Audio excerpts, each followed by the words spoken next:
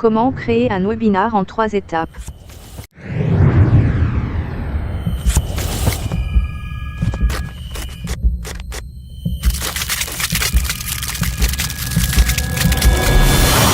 Nous retrouvons sur notre page d'accueil du bureau Builderall et pour créer notre premier webinaire, nous allons tout simplement aller ici dans l'application webinaire. Nous allons configurer comment va fonctionner notre webinaire. Alors pour l'occasion, moi j'ai déjà créé un webinaire qui s'appelle Former comme un pro et on va pouvoir aller dans l'édition de celui-ci pour voir en exemple qu'est-ce que ça donne. Donc vous avez un certain nombre de fonctionnalités de base. Ici vous avez une fenêtre où on va pouvoir donner le titre, une description textuelle.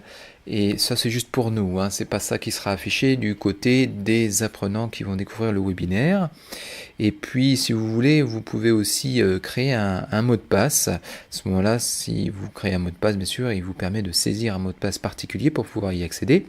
Et vous avez des formats soit US, soit européens. Dans le contenu, nous allons choisir maintenant d'où provient la source finalement de ce webinaire.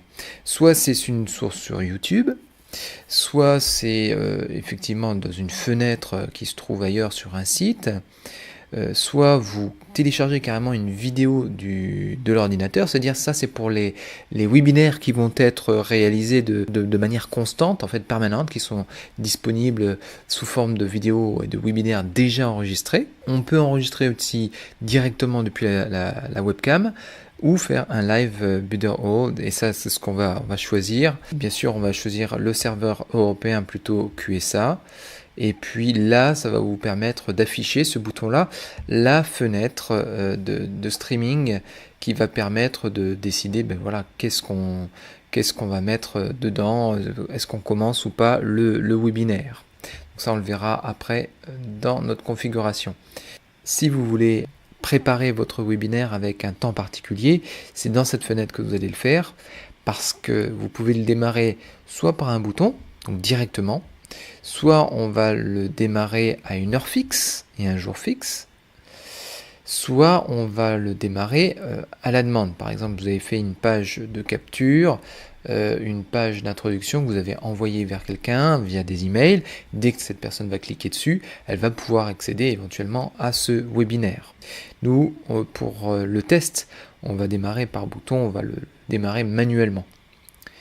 Vous pouvez aussi configurer une zone de chat, donc qui peut permettre de capter les informations qui vont être échangées dans le webinaire.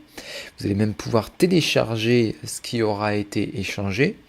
Et vous pouvez créer aussi des ghost users, c'est-à-dire des utilisateurs fantômes. Tout ça, c'est utilisé lorsque l'on veut inciter les gens à communiquer et puis faire en sorte qu'ils ne soient pas trop timides et donner l'impression que le webinaire est vivant.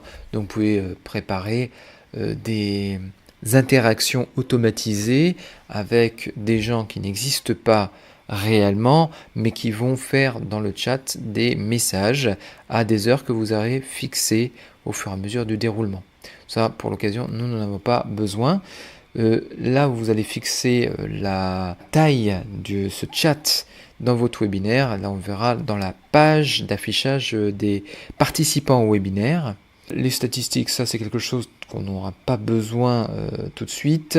Et puis vous pouvez relier ce webinaire aussi à votre base de données, d'email et de contacts.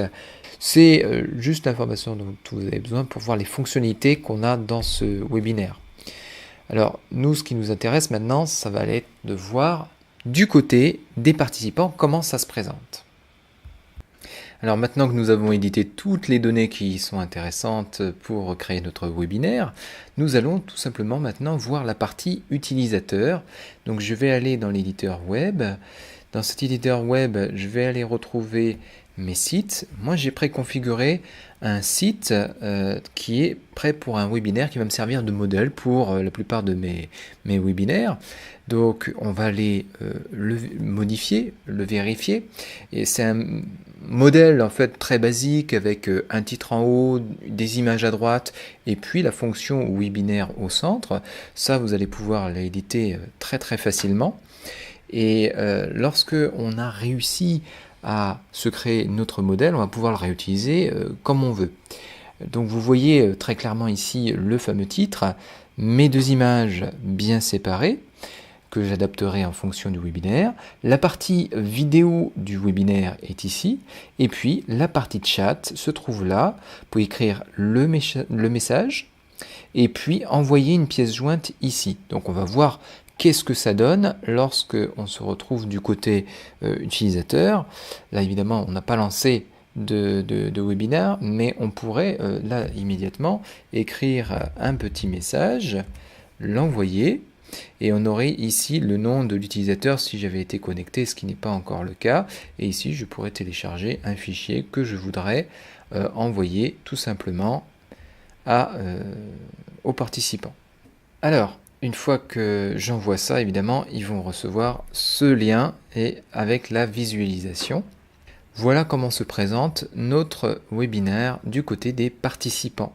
Donc maintenant, pour activer ce webinaire et le démarrer, on va retourner dans la partie webinaire, on va reprendre l'édition des paramètres de notre webinaire, et puis là, on va aller démarrer le streaming ici. Donc maintenant que c'est démarré, nous allons pouvoir le vérifier sur notre page. Oui, ça fonctionne, nous avons la caméra, on se voit. L'idée maintenant c'est de voir est-ce qu'on peut changer le type de ce qu'on affiche.